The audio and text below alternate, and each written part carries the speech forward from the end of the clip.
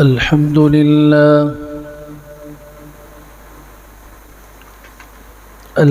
لله رب العالمين، والصلاة والسلام على سيد الرسل وخاتم النبيين وعلى آله وصحبه أجمعين.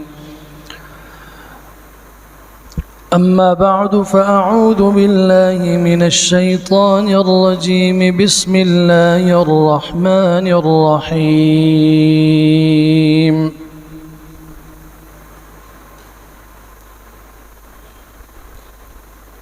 يا أيها الناس اعبدوا ربكم الذي خلقكم والذين من قبلكم لعلكم تتقون. وقال سبحانه عز وجل: وإن يروا آية يعرضوا ويقولوا سحر مستمر. وقال سبحانه: وعجبوا أن جاءهم منذر منهم فقال الكافرون هذا ساحر كذاب. وقال عز وجل: ثم تولوا عنه وقالوا معلم مجنون. وعن أنس بن مالك رضي الله تعالى عنه قال رسول الله صلى الله تعالى عليه وسلم: لقد أوذيت في الله ما يؤذى أحد، وأخفت في الله ما لم يخف أحد، أو كما قال رسول الله صلى الله تعالى عليه وسلم: صدق الله وصدق رسول الله صلى الله تعالى عليه وسلم، ونحن على ذلك لمن الشاهدين والشاكرين، والحمد لله رب العالمين.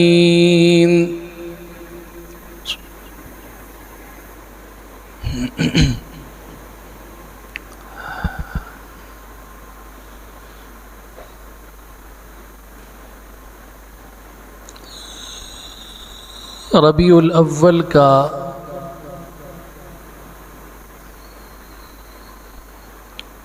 ये मोहतरम काबिल क़द्र महीना शुरू हो चुका है।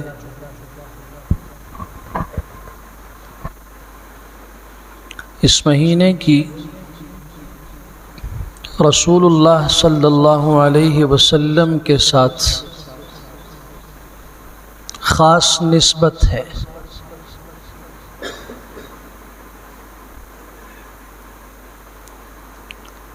आपकी विलादत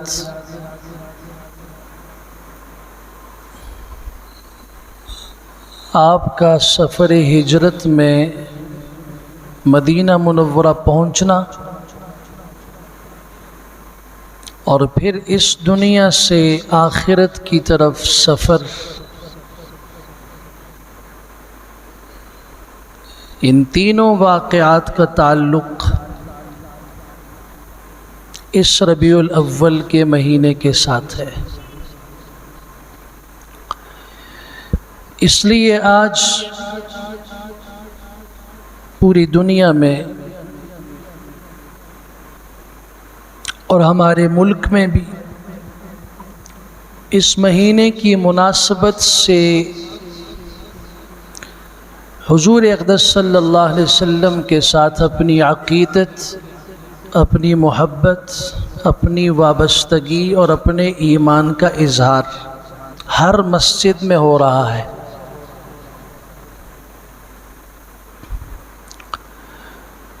اور گلیوں میں اور کوچوں میں اور بازاروں میں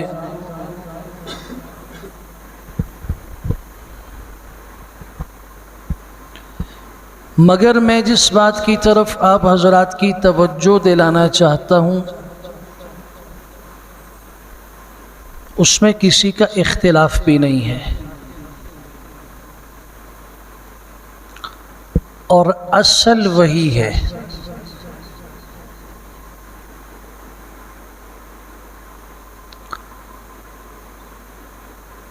کچھ باتیں ایسی ہیں کہ دین کے انتہائی اہم اور ضروری امور کو باعث اختلاف بنا دیا جاتا ہے،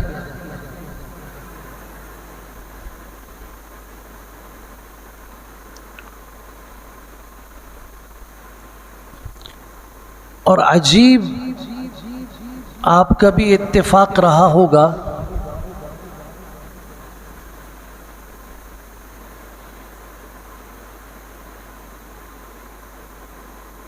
کہ کچھ حضرات اس مہینے میں اپنی عقیدت کا اظہار اس انداز سے کرتے ہیں کہ گاڑیوں پہ بھی، رکشوں پہ بھی، ٹرالیوں پہ بھی، موٹر سائیکلوں پہ بھی، گھروں پہ بھی جھنڈے لگا دو، چراغاں کر دو۔ ٹھیک ہے، ان کی سمجھ میں آ رہا ہے، ہمیں اس سے کوئی سروکار نہیں ہے، ہر انسان اپنی ایک سمجھ رکھتا ہے۔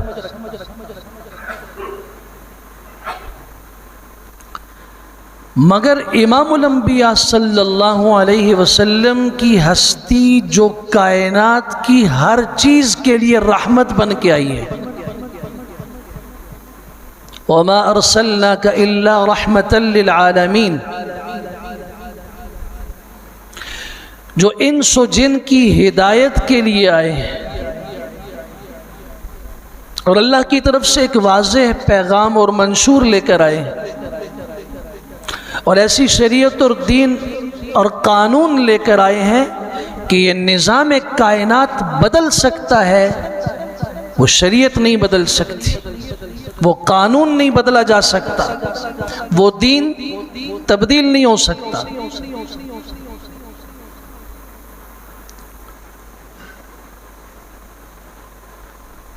بات کرنے والا اس رحمت للعالمین کا تذکرہ اور اس کی نسبت سے قائم پروگرام اور ان کے نام سے ہونے والی کانفرنس، جلسہ، جلوس، اس میں پیغمبر کی اس رحمت کے پیغام کو ایک طرف رکھ کر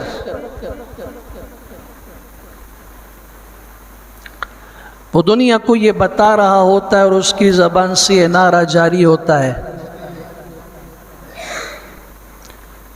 کہ ہم رسول اللہ کے عاشق ہیں، ہم آپ کی عشق و محبت میں ایسا کر رہے ہیں، اور جو ایسا نہیں کر رہا وہ ابلیس ہے۔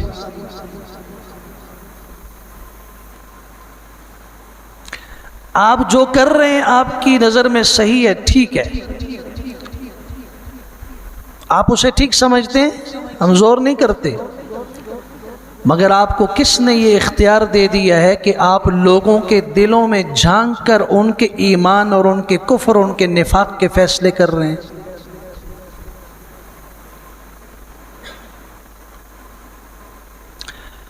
پیغمبر رحمت بن کے آئے، پیغمبر کی دعوت وہی ہے جو رحمت کی دعوت ہو۔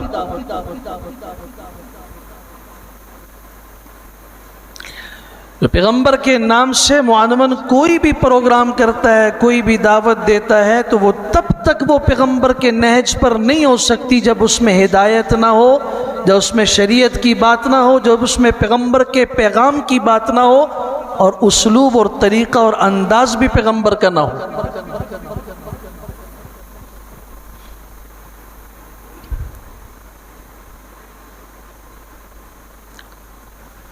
میں آپ سے پوچھنا چاہتا ہوں کہ امام الانبیاء صلی اللہ علیہ وسلم جب صفا کی پہاڑی پہ کھڑے ہوئے، جب آپ کو نبوت ملی، غار حرا میں سورہ علق کی 5 آیتیں نازل ہوئیں، سورہ مدثر کی آیت اتری وَأَنذِرْ عَشِيرَتَكَ الْأَقْرَبِينَ، آپ اپنے قریبی رشتہ داروں کو ڈرائیے۔ سب سے پہلے آپ نے دعوت کا جو آغاز کیا ہے، لا الہ الا اللہ کا جو پیغام پیش کیا ہے، وہ اپنے عزیز، اپنے قریبی رشتہ داروں میں پیش کیا ہے۔ پھر اس کے بعد آپ صفا کی پہاڑی پر آئے ہیں، اور اس کے بعد آپ نے اہل مکہ کے ایک ایک خاندان کو بلا کے کہا، بنو عدی کے لوگوں، بنو مخزوم کے لوگوں، بنو شیبہ کے افراد، بنو عبد المطلب، بنو ہاشم، ایک ایک قوم، ایک ایک قبیلے کا نام لے کر آپ نے ان کو جمع فرمایا، اور آپ نے وہ پیغام پیش کیا کہ اگر آج امت مسلمہ اس پیغام پہ اکٹھی ہو جائے، کوئی جھگڑا باقی نہیں رہتا۔ کیوں نعرے بدل گئے؟ کیوں دعوت بدل گئی؟ کوئی سیرت کی کتابیں پڑھنے والا، اور میں آپ سے بھی عرض کرتا ہوں، اللہ کے لیے اپنے پیغمبر کی زندگی کو پڑھیے۔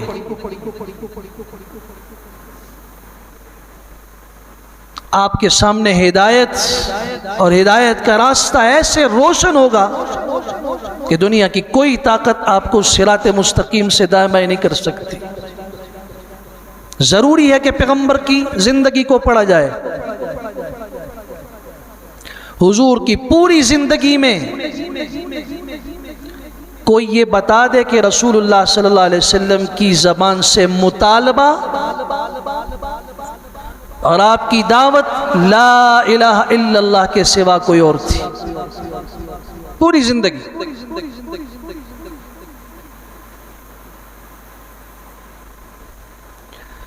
فاران اور صفا کی چوٹی پہ کھڑے ہو کے آپ نے فرمایا، لوگوں، اگر میں تمہیں کہوں اس پہاڑ کے پیچھے سے دشمن کی فوج اور لشکر آ رہا ہے، تمہارا کیا خیال ہے میری بات کے بارے میں؟ تو وہاں کھڑے تمام قبائل کے تمام افراد کی زبان سے اکٹھا نکلا، جربناک مرارا فما وجدناک الا صادقا وامینا، ہم نے آپ کو بار بار پرکھا ہے، تجربہ کیا ہے، لیکن سوائے صادق، سچا اور امین، امانت دار ہونے کے سوا ہم نے آپ میں کوئی صدق کے خلاف، امانت کے خلاف بات نہیں دیکھی ہے۔ یہ اقرار ضروری تھا، کسی ایک نے بھی اس میں دوسری بات نہیں کہی۔ پھر جب آپ نے یہ فرمایا، پھر میری اس بات پر تم یقین کرنے کے لیے تیار ہو تو ایک اور بات پیش کر رہا ہوں جو دنیا کی سب سے بڑی حقیقت ہے، سب سے بڑا سچ ہے، مانو اسے۔ یا ایھا الناس قولوا لا الہ الا اللہ تفلحون، لوگوں کہو لا الہ الا اللہ، تم کامیاب ہو جاؤ گے۔ کیا رسول اکرم صلی اللہ علیہ وسلم نے ان لوگوں سے یہ مطالبہ کیا کہ مجھے پہچانو، میں کون ہوں، میں محمد ہوں صلی اللہ علیہ وسلم؟ کیا آپ نے ان کے سامنے یہ بات رکھی کہ تم مجھے نہیں جانتے، میں عبداللہ کا بیٹا ہوں، عبد المطلب کا پوتا ہوں، بنی ہاشم سے تعلق رکھتا ہوں، اور قریش کے خاندان سے ہوں؟ یہ بات رکھی؟ تم مجھے مانو، میری ذات کو تسلیم کرو، مجھے بڑا مان لو، میں تم سے سرداری چاہتا ہوں، مجھے اپنا سردار تسلیم کرو۔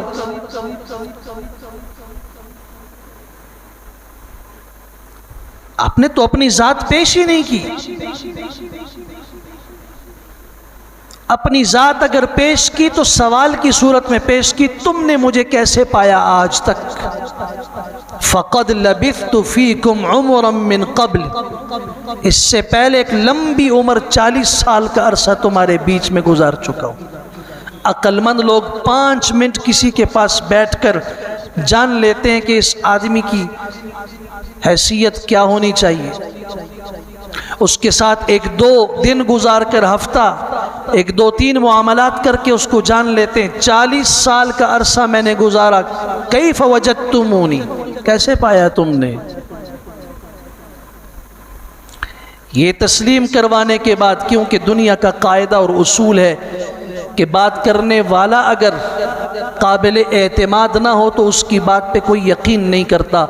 قیامت کی صبح تک امام الانبیاء صلی اللہ علیہ وسلم نے اس سوال کے ذریعے مشرکین سے جواب طلب کر کے, مخالفین سے جواب طلب کر کے, ان کے جواب کے ذریعے سے یہ سمجھا دیا کہ ان میں سے کسی ایک کو حضور کی ذات سے اختلاف نہیں تھا, آپ کی صفات سے اختلاف نہیں تھا, آپ کے خاندان سے اختلاف نہیں تھا. پھر جھگڑا کیسے شروع ہوا؟ آج تک محبتیں ہیں, آج تک عقیدتیں, آج تک لوگ اپنی امانت اٹھا کے آپ کے پاس رکھواتے ہیں. مکہ کا کوئی بھائی اپنے بھائی پہ یقین نہیں رکھتا, باپ پہ یقین نہیں, باپ کو بیٹے پہ یقین نہیں, میاں کو بیوی کے اوپر یقین نہیں کہ اس کے پاس امانت رکھوائی جائے. یہ سارے امانتیں جمع کر کے امام الانبیاء صلی اللہ علیہ وسلم کے پاس رکھواتے ہیں. آپ کو سچا سمجھتے ہیں, اپنے فیصلوں میں فیصلہ آپ سے کرواتے ہیں. حجر اسود کی تنصیب کے معاملے میں تلواریں نکل آئیں, قریب تھا کہ مکہ اور بیت اللہ خون سے بھر جاتا. فیصلہ اگر کسی پر ہوا تو وہ یہ تھا کہ کل سب سے پہلے جو اس مسجد حرام میں داخل ہوگا اسی کو اختیار ہے کہ وہ بیت اللہ کو جہاں بیت اللہ کے جس حصے میں حجر اسود کو نصب کرنا چاہے کر سکتا ہے. صبح نگاہیں کھلی, دیکھا امام الانبیاء صلی اللہ علیہ وسلم سب سے پہلے آئے ہوئے تھے. کسی نے کوئی اختلاف نہیں کیا کہ میں بڑا ہوں, عمر میں بڑا ہوں, تجربے میں بڑا ہوں, بیت اللہ کو میں نے بنایا ہے, ہم اس کے متولی ہیں, ہم اس کی خدمت کرنے والے ہیں. نہیں, سب متفق ہوئے. وہ ابو جہل ہو تب بھی, عتبہ ہو تب بھی, شیبہ ہو تب بھی, ربیعہ ہو تب بھی, امیہ ہو تب بھی, ابی ہو تب بھی, سارے کفار کو جمع کیجیے آپ. کسی نے یہ بات نہیں کی ہم راضی نہیں ہیں محمد بن عبداللہ پہ, سب راضی ہوئے, بالکل ٹھیک ہے, یہ اس لائق ہیں, اللہ نے ان کو یہ عزت دی ہے. آج تک سب سچا بھی مان رہے ہیں, امانت دار بھی مان رہے ہیں, قاضی بھی مان رہے ہیں, اور ہر اعتبار سے کوئی عیب نہیں. آج کیا بات ہوئی ہے کہ ایک جملہ کہا, قولوا لا الہ الا اللہ تفلحون, لا الہ الا اللہ کہو کامیاب ہو جاؤ گے. اب محبت کرنے والے, چہروں پہ مسکراہٹیں رکھنے والے, دیکھ کے خوش ہونے والے, راستے میں پھول بچھانے والے, ان لوگوں کی آنکھوں میں خون کیوں اترا؟ سوچئے ذرا, غور کیجئے ذرا, اور اپنی زندگی کا راستہ معلوم کیجئے کہ کس طرف جا رہے ہیں آپ, اور میں کس طرف جا رہا ہوں, مجھے کہاں جانا چاہیے. کیا رسول اللہ نے اپنی ذات کی بات کی؟ آپ نے جائیداد کا مطالبہ کیا, آپ نے زمین مانگی, آپ نے سونا مانگا, سرداری مانگی؟ کچھ نہیں. ایک اللہ کی عظمت کی بات کی. پوچھو تاریخ سے, قرآن سے, سنت سے, اور کسی بھی مسلمان سے پوچھو کہ کیا ہوا کہ ابو جہل تو آج تک محبت کرتا تھا, ابو لہب تو وہی تھا نا کہ جب اس کی باندی ثویبہ دوڑتی ہوئی آئی اور کہا میرے آقا مبارک ہو, آپ کے فوت شدہ بھائی عبداللہ کے گھر میں آج اللہ نے ایک بچہ دے دیا ہے, آپ کا بھتیجا پیدا ہوا ہے. تو اس نے کہا جا خوشی سے میں تمہیں آزاد کرتا ہوں. اتنی خوشی, بھتیجے کو دیکھا نہیں آپ, اس کے اخلاق سے بھی واقف نہیں کہ وہ کیسا ہوگا, خوشی اتنی ہے کہ آزاد کر دیا. اسی ابو لہب کو آج کیا بنا کیا رسول اللہ نے اسے کوئی گالی دی تھی؟ کیا اللہ کے پیغمبر نے اس سے کوئی ایسا مطالبہ کیا تھا جس سے اس کی عزت پہ حرف پڑتا ہو؟ کیا آپ نے اس سے کوئی اس کی جائیداد میں حصہ مانگ لیا تھا؟ اسے سمجھ آ گئی کہ یہ لا الہ الا اللہ کہہ کر ہم سے کیا منوانا چاہتے ہیں۔ آج کا مسلمان 80 سال کے بڑھاپے میں پہنچ گیا، ماں کی گود سے لے کے آج 80 سال تک یہ مسلمان کلمہ گو ہے، نمازیں بھی پڑھتا ہے، اسے لا الہ الا اللہ کی وہ حقیقت سمجھ نہیں آئی جو پیغمبر کے دشمن کو ایک جملے میں سمجھ آ گئی، اس لیے اس نے کہا میں نہیں مانتا۔ اور سب سے پہلے جو پیغمبر کی پیشانی پہ پتھر پڑا ہے اسی خوشی منانے والے کی طرف سے پڑا ہے، اسی باندی آزاد کرنے والے نے ڈالا ہے۔ اور سب سے پہلے گریبان کے اندر کپڑا ڈال کے اسے تاؤ دے کے مروڑ دے کر آپ کی نسوں کو بند کر کے آپ کی مبارک آنکھوں کو باہر نکالنے والا یہی چچا تھا۔ حقیقت کو سمجھیے، اگر آج امت مسلمہ کو یہ درد سمجھ آ جائے کہ میرے پیغمبر نے 40 سال تک مخالفت کا کوئی جملہ نہیں سنا تھا، ایک دم سارے رشتے ختم ہو گئے، ساری عقیدتیں نفرتوں میں بدل گئیں، ساری محبتیں ختم ہو گئیں، اس کی وجہ کیا تھی؟ یہ وہ میٹھا کلمہ تھا لا الہ الا اللہ کا، کہ جس کی حقیقت اگر آج سمجھ آ جائے مسلمان کو تو شہد میں اتنی مٹھاس نہیں ہے، دودھ میں اتنی شفافیت نہیں ہے جتنی اس کلمہ توحید میں ہے۔ اور پھر جو حالات آئے ہیں وہ قرآن نے بیان کیے ہیں، زبان سے بھی پیغمبر کو گالیاں دی گئیں، اذیت کا کوئی ایسا کلمہ نہیں جو ان مشرکین اور کفار کی زبانوں سے نہ نکلا ہو۔ وَإِن يَرَوْا آيَةً يُعْرِضُوا وَيَقُولُوا سِحْرٌ مُسْتَمِرٌ۔ اٹھاؤ سورہ قمر، سورہ رحمان سے پہلے والی آیت، پہلے والی سورت، اس سورت کے آغاز کو پڑھو، تیسری آیت ہے وَإِن يَرَوْا آيَةً۔ خلاق عالم فرماتے ہیں جب یہ کوئی نشانی دیکھتے ہیں، کوئی آیت دیکھتے ہیں، یقولوا سحر مستمر، کہتے ہیں یہ تو جادو ہے۔ اٹھاؤ سورہ صاد، وَعَجِبُوا أَن جَاءَهُم مُنذِرٌ مِّنْهُمْ وَقَالَ الْكَافِرُونَ هَذَا سَاحِرٌ كَذَّابٌ، یہ جھوٹا ہے، یہ جادوگر ہے۔ اللہ آج تک تو صادق تھا، آج تک تو امین تھا، آج تک تو ماں باپ سے زیادہ عزیز تھا، اولاد سے زیادہ محبوب تھا، ابھی کیا ہوا کہ ساحر کذاب کا جملہ نکل رہا ہے۔ ثم تولوا عنہ وقالوا معلم مجنون۔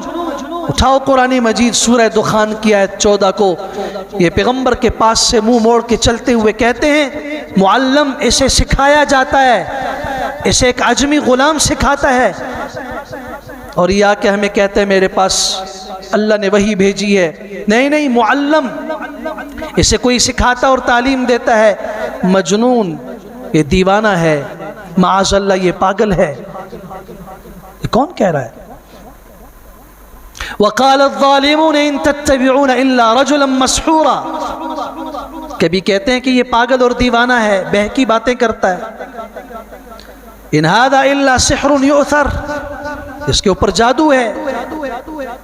ام یقولون شاعر نتربص به ریب المنون، کہتے ہیں یہ شاعر ہے، صبر کرو تھوڑا، انتظار کرو، حوادثات زمانہ اس کو مٹا کے ختم کر دیں گے، اس کا نام و نشان مٹ جائے گا، انتظار کرو۔ کبھی کہتے ہیں کاہن، نجومی ہے، کبھی کہتے ہیں ساحر، جادوگر ہے۔ یہ سارے ٹائٹل، یہ سارے زہریلے جملے کبھی آپ پہ اترنے والے اس عظیم قرآن کو، جس کی حقیقت سمجھنے والا ایک آیت کا ٹکڑا سن کر اس کے ہاتھ سے تلوار نیچے گر جاتی ہے اور کہتے ہیں اللہ کی قسم یہ کلام کسی انسان کا نہیں ہے، انہی بدبختوں کی زبان سے نکلا۔ اساطیر الاولین، یہ کون سا اللہ کا کلام ہے؟ یہ تو پرانوں کے قصے ہیں، یہ تو کہانیوں کی کتاب ہے۔ معاذ اللہ اس میں پہلی قوموں کے قصے سنائے گئے۔ لا تسمعوا لهذا القرآن، قرآن نہیں سننا، والغوا فیہ، شور کر دینا۔ جب محمد الرسول اللہ قرآن کی تلاوت کر رہے ہوں، انہیں پتا تھا کہ سننے والا بغیر مؤثر ہوئے نہیں رہ سکتا، وہ متاثر ضرور ہوگا، فوراً کہا نہیں سننا قرآن، والغوا فیہ، شور کر دینا، لعلکم تغلبون، تاکہ تم غالب آ جاؤ اور قرآن پڑھنے والے کی آواز دب جائے، مغلوب ہو جائے۔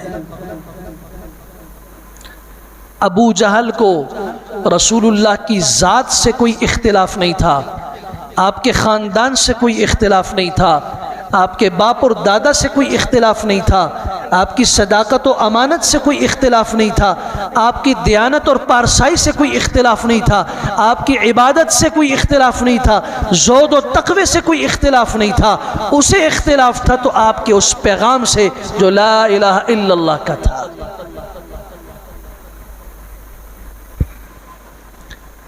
اس پیغام سے اختلاف تھا۔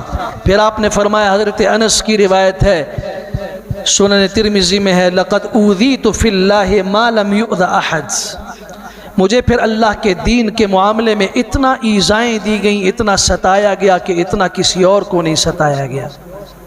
وَأُخِفْتُ فِي اللَّهِ، اور پھر اس اللہ کے دین کی خاطر مجھے اتنا دھمکایا اور ڈرایا گیا، اتنا پریشر ڈالا گیا۔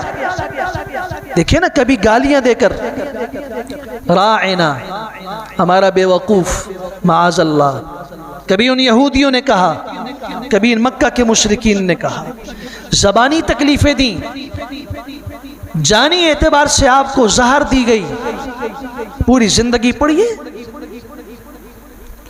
ان سارے اختلافات کے پیچھے ایک ہی سبب ہے، اور وہ سبب صرف اور صرف ہدایت اور دین اور لا الہ الا اللہ ہے۔ آج مسلمان سے اگر کہو کہ رسول اکرم صلی اللہ علیہ وسلم خوبصورت تھے، حسین تھے، اس سے کس کو اختلاف ہے؟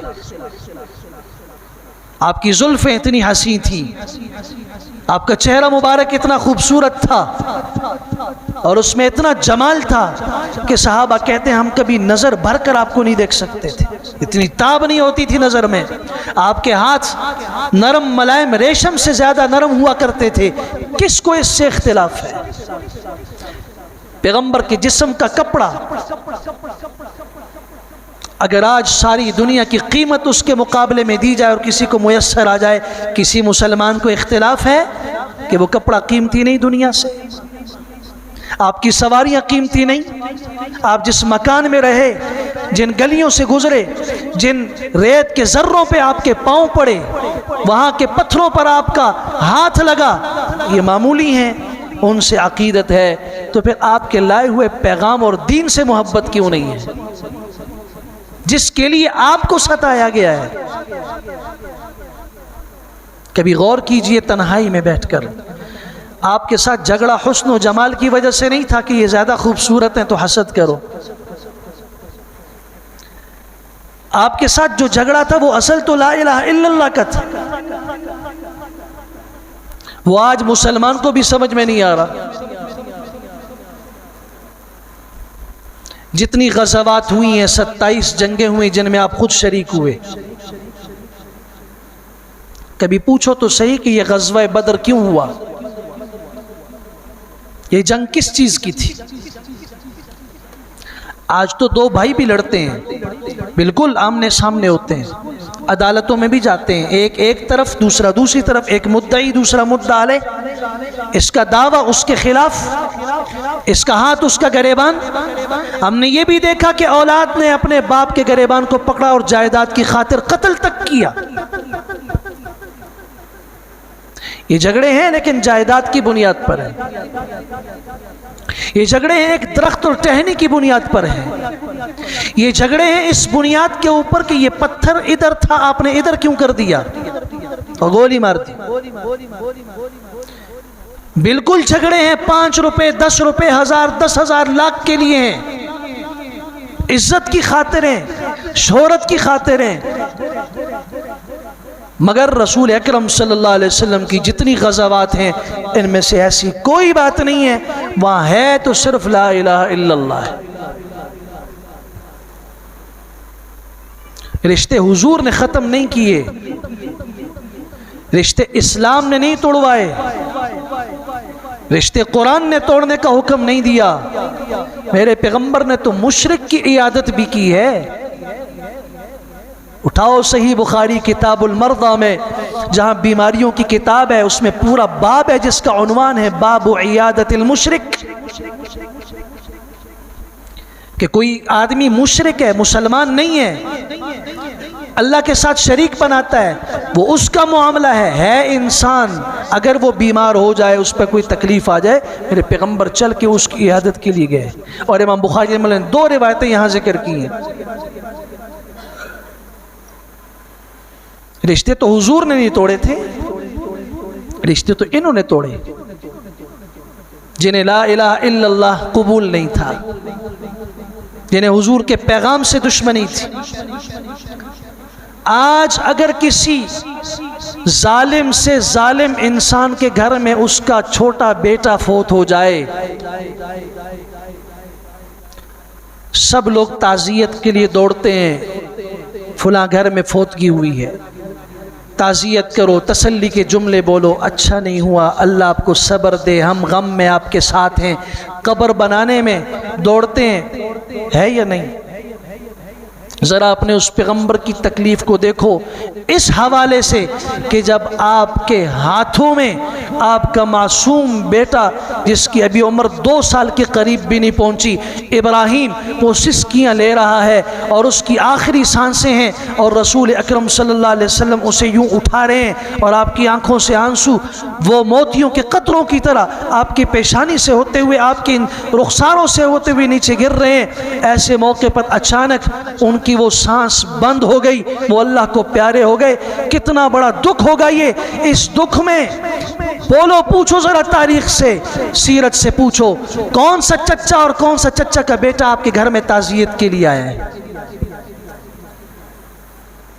وہاں ان مشرکین مکہ، ان کفار مکہ نے خوشیاں منائی ہیں، جاؤ آج قصہ ختم ہو گیا، محمد کی صرف بیٹیاں رہ گئیں، اس کا کوئی نرینہ بیٹا نہیں رہا، اس کا دین ختم ہو جائے گا، نسل بیٹوں سے چلتی ہے، نسل بیٹوں سے چلتی ہے، نیک نامی بیٹوں سے ہوتی ہے، جب بیٹا ہے ہی نہیں، بیٹا تھا وہ چلا گیا۔ آج مکہ میں لوگ خوشیاں کر رہے ہیں، تعزیت کوئی نہیں کر رہا، وہاں تعزیت جبریل امین نے آ کے کی ہے، اور رسول اکرم صلی اللہ علیہ وسلم نے یہ تکلیف بھی دین کی خاطر برداشت کی ہے، لا الہ الا اللہ کی خاطر برداشت کی ہے۔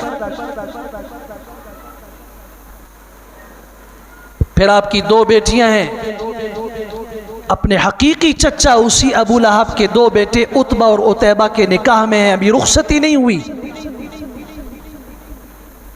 ادھر جس وقت اس ابو لہب نے پتھر مارا اور ایک جملہ کہا، تبا لک یا محمد لہذا جمعتنا، اے محمد تو ہلاک ہو جائے، معاذ اللہ تو برباد ہو جائے، تو تباہ ہو جائے، تو نے اس لیے ہمیں جمع کیا تھا۔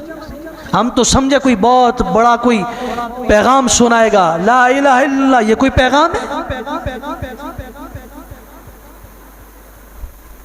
اس نے پہلا پتھر مارا، سورہ تبت یدا ابی لہب سورت اتری، ساری زندگی اس کی بیوی ام جمیل نے حضور کے راستے میں کانٹے بچھائے، خود سردار ہے، غلاموں سے خدمت لے سکتی ہے کہ تم وہاں سے کیکر اور جھاڑیاں اور کانٹے دار شاخیں لاؤ، نہیں، نفرت اتنی، میں یہ کام خود کروں گی۔ سردار کی بیوی ہو کر ساری زندگی کانٹے بچھاتی رہی، اور اسی طرح ایک بہت بڑے کانٹوں کی گٹھڑی اٹھا کے آ رہی تھی، رسیوں سر پہ پھنسائی ہوئی تھی، وہ پھسلی اور یہ گلے میں آ کے لگی، اور اس کے اوپر وہ وزن پڑا، گری، وہیں مردار ہوئی۔ قرآن کہتا ہے وَامْرَأَتُهُ حَمَّالَةَ الْحَطَبِ فِي جِيدِهَا حَبْلٌ مِّن مَّسَدٍ، کھجور کی شاخوں کی اور کھجور کے پتوں کی بنی ہوئی وہ چھال کی رسی اس کے گلے میں اٹک رہی ہے، اور قیامت تک اس کا یہی حشر، اور قیامت کے بعد آگے یہی ہوگا۔ اس ابو لہب کے دو بیٹوں کو عتبہ اور عتیبہ کو رقیہ اور ام کلثوم دی رشتے میں. جب یہ صورت نازل ہوئی یہ نفرت میں بڑھا اور اس نے گھر میں آ کے بیٹوں سے کہا اب فیصلہ کرو گھر میں باپ کو رکھو گے یا محمد کی بیٹیوں کو لاؤ گے صلی اللہ علیہ وسلم. یہ غم اور یہ درد اس آدمی کو محسوس ہو سکتا ہے جس کی بچیاں ہوں اور وہ کسی کے نکاح میں ہوں اور اذیت والی زندگی گزار رہی ہوں یا انہیں طلاق کی دھمکی دی جائے. اللہ کی قسم ہمارے معاشرے میں بچی کہتی ہے اس کے ماں اور باپ لڑکے کے باپ اور ماں کے پاؤں میں اپنی عزت ڈال کے کہتے ہیں خدا کے لیے اپنے بیٹے کے لیے دوسری بیوی بھی لے آؤ, ہم اعتراض نہیں کرتے مگر ہماری بیٹی کے اوپر طلاق یافتہ ہونے کی مہر نہ لگاؤ, یہ عیب نہ لگاؤ, یہ دھپا نہ لگاؤ. جبکہ آج کون سی عزت رہ گئی, غیرت کہاں رہ گئی. اب سوچئے کتنی بڑی اذیت کی بات ہے, صرف لا الہ الا اللہ کی خاطر گھر اجاڑا جا رہا ہے. کوئی بات نہیں ہے, جب طلاق ہوئی انہوں نے کہا ہم نہیں لاتے محمد کی بیٹیوں کو صلی اللہ علیہ وسلم کی, ہم آپ کو آپ رکھیں گے, آپ ہمارے باپ ہیں. انہوں نے جا کے رسول اکرم صلی اللہ علیہ وسلم سے بدتہذیبی کی.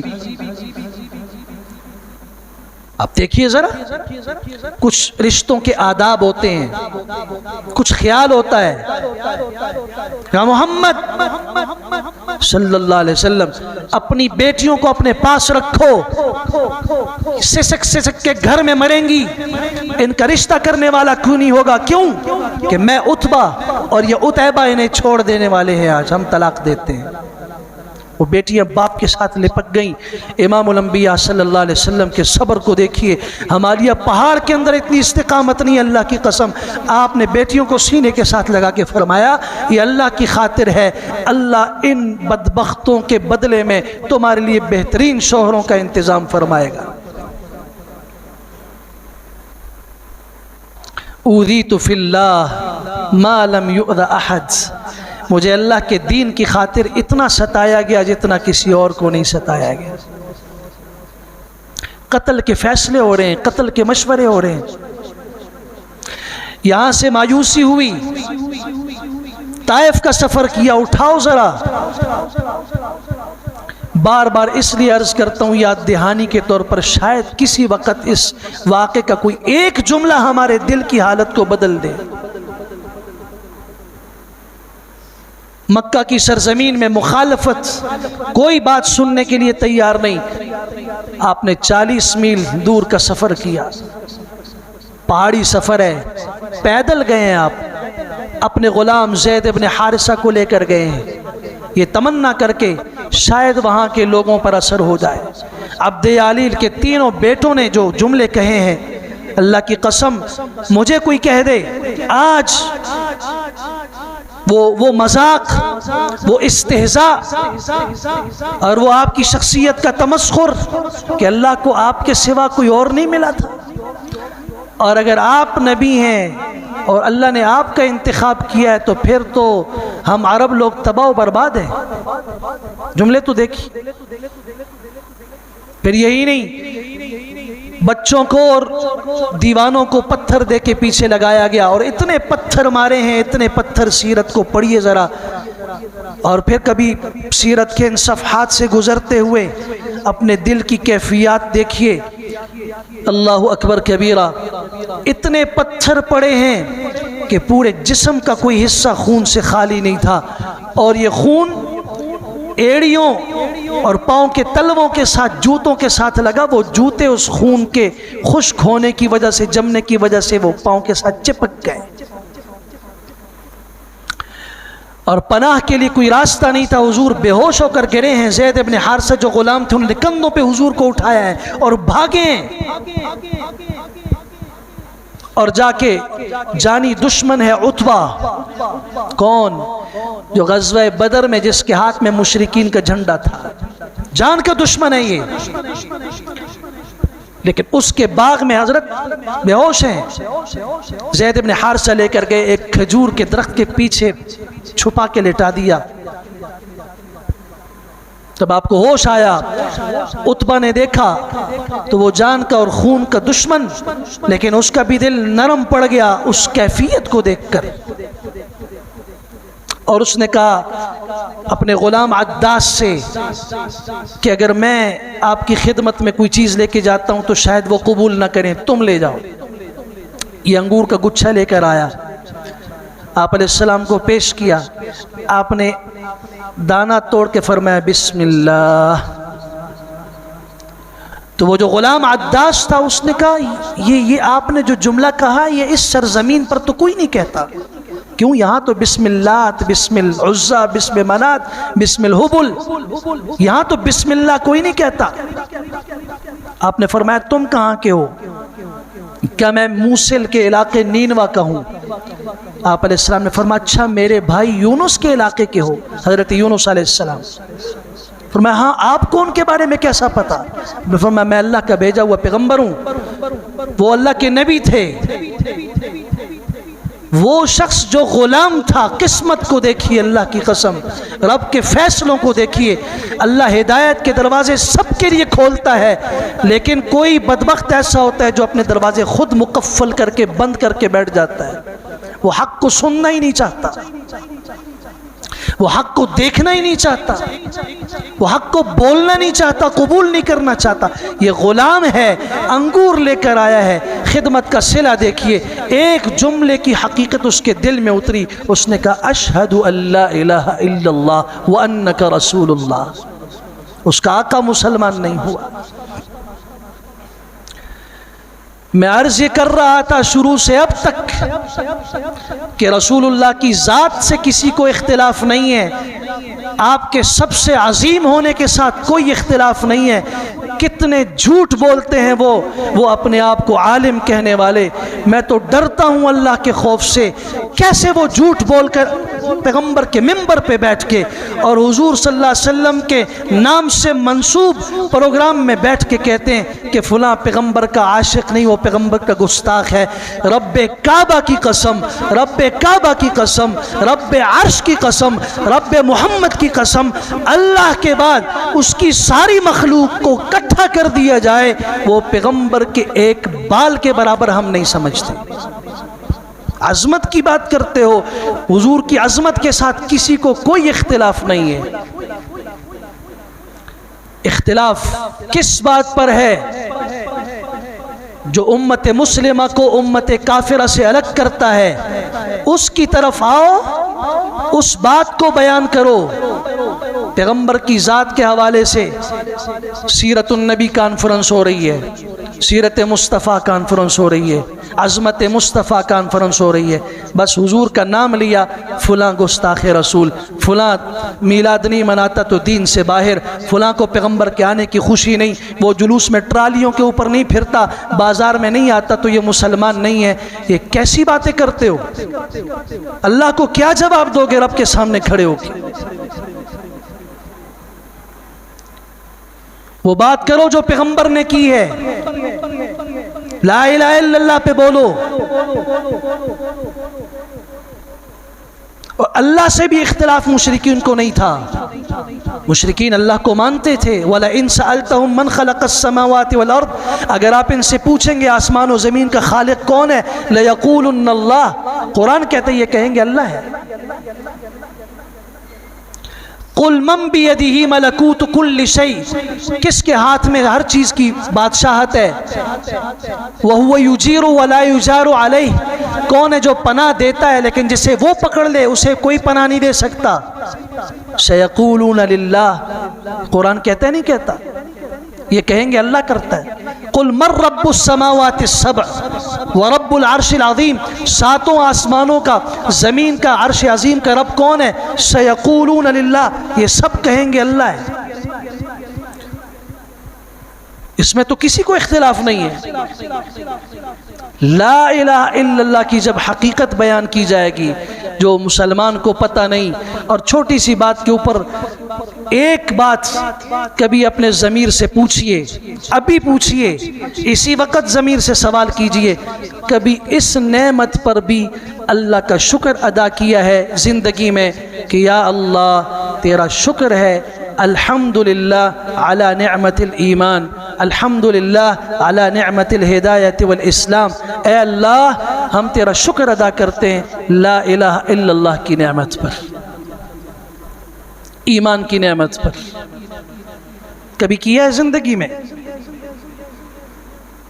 اس کی قیمت سمجھنی ہو تو صحیح بخاری کی وہ حدیث کھولو جس کو حدیث بطاقہ کہتے ہیں، پرچی والی حدیث۔ ایک مومن مسلمان رب کی عدالت میں پیش کیا جائے گا، میزان عمل ترازو انصاف کا لگے گا، اس کے گناہ اس کے اعمال ایک پلڑے میں رکھے جائیں گے، 99 دفتر 99 فائلیں گناہوں کی بھری ہوئی ایک طرف۔ یہ کہے گا میں تباہ ہو گیا، میں برباد ہو گیا اور مجھے کوئی ہلاکت سے نہیں بچا سکتا۔ اللہ فرمائیں گے فرشتوں سے اس کے اعمال میں دیکھو کوئی نیکی ہے؟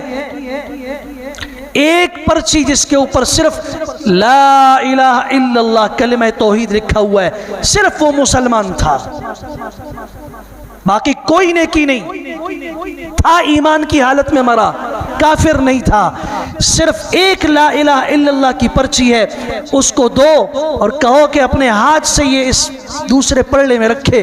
وہ کہے یہ کیسا مذاق ہے، کیوں مذاق کرتے ہو؟ ایک طرف 99 دفتر بھرے ہوئے اور اتنی سی پرچی، اس کا کیا ہوگا؟ نہیں، آج انصاف کا دن ہے، لا ظلم اليوم، آج کسی پہ ظلم نہیں ہے، جو بھی ہے جتنا ہے جیسا ہے، سب برائیاں ایک طرف نیکیاں ایک طرف۔ یہ حدیث بطاقہ پڑھو ذرا، اس پرچی جس پر لا الہ الا اللہ لکھا ایک طرف رکھا جائے گا۔ رسول اللہ صلی اللہ علیہ وسلم نے فرمایا وہ پرچی والا لا الہ الا اللہ والا پلڑا نیچے کی طرف جھکتا جائے گا، 99 گناہوں کے دفتر اوپر کی طرف اٹھتے جائیں گے۔ تب پتہ چلے گا کہ لا الہ الا اللہ کی قیمت کیا ہے، لیکن اس کی حقیقت صرف سمجھی ہو۔ گناہگار ہونا اور بات ہے، اللہ کی ذات و صفات میں مشرک بننا اور بات ہے۔ کبھی شرک نہیں کرنا، نہ اس کی ذات میں نہ اس کی کسی صفت میں۔ وہ صفت علم ہے تب بھی اللہ کا کوئی ثانی نہیں، قدرت ہے تب بھی اللہ کا کوئی ثانی نہیں، پکڑ ہے تب بھی اللہ کا کوئی ثانی نہیں، معاف کرنا ہے تب بھی اللہ جیسا معاف کرنے والا کوئی نہیں ہے۔